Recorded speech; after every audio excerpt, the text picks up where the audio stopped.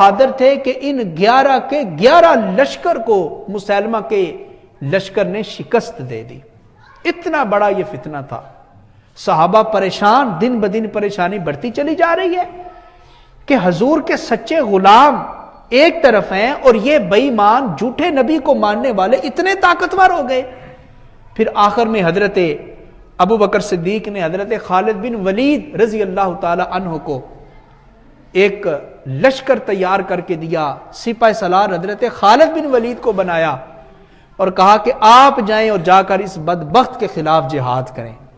پھر حضرت صدیق اکبر گئے.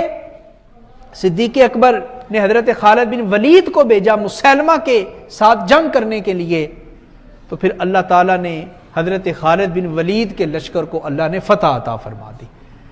اور آپ سنیے گا ذرا، سن کے آپ حیران ہوں گے کہ اس جنگ میں جو مسیلمہ کے ساتھ لڑی گئی، یمامہ، اسے جنگ یمامہ بھی کہا جاتا ہے، اس جنگ میں مسلمانوں کا نقصان کتنا بڑا ہوا، ذرا اس کی ایک جھلک آپ دیکھیے گا.